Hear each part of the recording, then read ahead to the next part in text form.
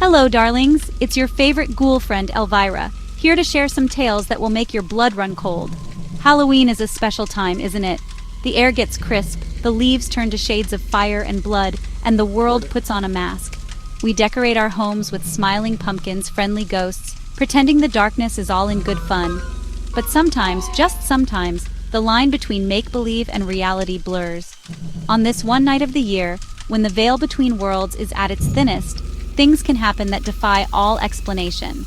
The stories we tell around the campfire might just have a grain of truth, a terrifying little seed of what's really out there. Tonight, we're not talking about monsters from the movies or creatures from ancient myths. We're talking about something far more unsettling, the horrors that happen in our own world to people just like you and me. These aren't just spooky stories I cooked up in my cauldron. They are inspired by real events, whispered from one person to another until they found their way to me.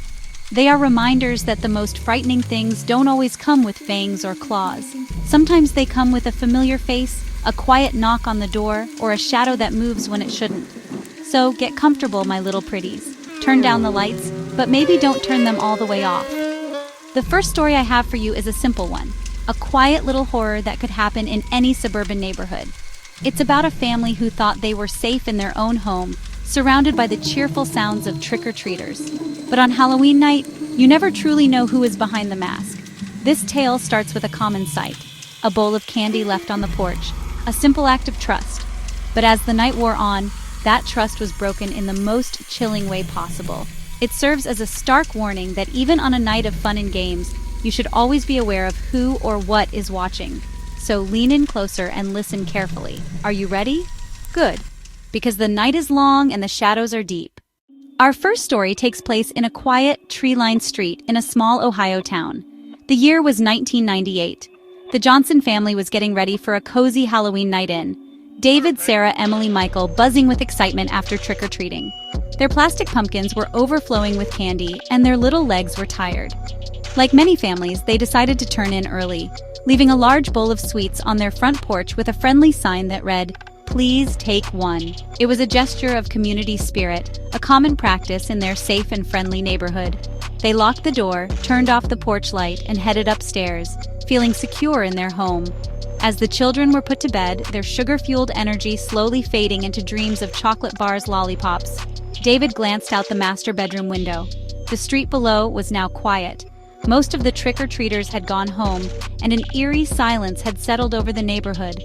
A single streetlight cast long, dancing shadows across the lawns. He saw the empty candy bowl still sitting on the porch railing and made a mental note to bring it inside in the morning. He felt a sense of peace, the kind that comes at the end of a happy, family-filled day. He closed the curtains and joined his wife, ready for a restful night's sleep, completely unaware of the eyes that were still fixed on his house. Later that night, around 2 a.m, Sarah was awakened by a faint, rhythmic sound. Thump, thump, thump. It was soft, almost too quiet to notice, but persistent. She sat up in bed, listening intently. The house was silent except for the gentle hum of the refrigerator downstairs. She nudged David, who was sleeping soundly beside her. "David, do you hear that?" she whispered, her voice trembling slightly. He mumbled, half asleep, telling her it was probably just the wind or the house settling. But Sarah couldn't shake the feeling that something was wrong.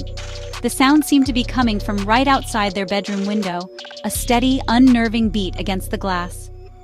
Gathering his wits, David finally sat up and listened. The tapping was undeniable now, a soft but deliberate tapping. It wasn't the frantic sound of a branch in the wind, it was measured, intentional. A knot of fear tightened in his stomach. Who would be outside their second-story window at this hour? He crept out of bed and moved slowly toward the curtains, his heart pounding in his chest. Sarah stayed frozen in bed, pulling the covers up to her chin. Every horror movie cliché raced through David's mind, but the reality of the situation was far more terrifying. He took a deep breath, his hand shaking as he reached for the edge of the curtain, preparing to pull it back and face whatever was out there in the dark. David hesitated for a long moment, his fingers trembling just inches from the curtain. The soft tapping continued, a patient and chilling rhythm in the dead of night. Thump, thump, thump. It was the sound of a single finger methodically striking the glass. He tried to rationalize it. Maybe a large moth was trapped between the window and the screen, but the sound was too heavy, too deliberate for an insect. His mind raced, imagining a person on a ladder, their face obscured by the darkness. The thought sent a fresh wave of ice through his veins. He knew he had to look, but a primal fear kept him rooted to the spot. Finally, with a surge of adrenaline, he snatched the curtain aside. There was nothing there. Absolutely nothing. Just the dark, empty branches of the old oak tree swaying gently in the breeze. No ladder, no figure, no source for the sound. The tapping stopped the instant he opened the curtain. He pressed his face against the cold glass, scanning the yard below. The street was deserted, bathed in the lonely glow of the street lamp. Relief washed over him, then confusion. Had they imagined it? Was it just nerves from the spooky Halloween atmosphere? He turned to Sarah, a weak smile on his face. "There's nothing there," he said, voice shaky. "It must have been a branch hitting the house somewhere else. The wind can play tricks." Sarah wasn't convinced. They stood in silence, listening and waiting. The house remained quiet.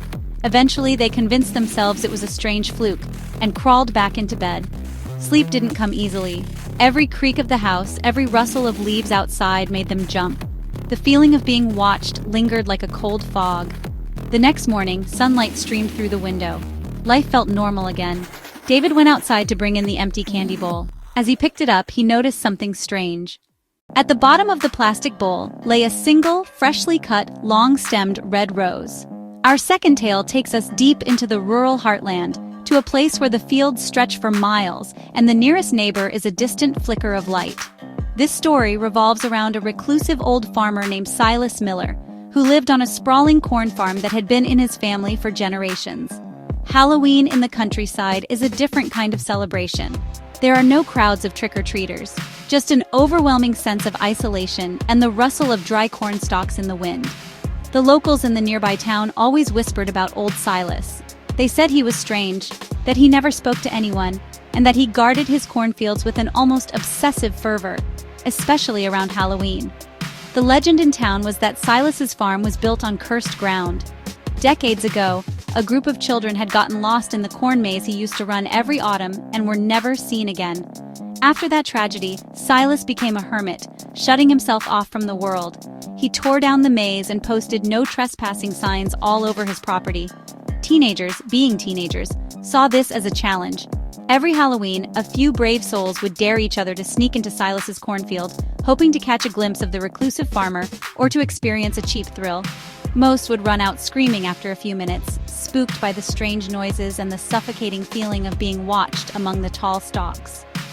On Halloween night in 2005, a group of 4 high schoolers decided they were going to be the ones to finally solve the mystery of Silas Miller.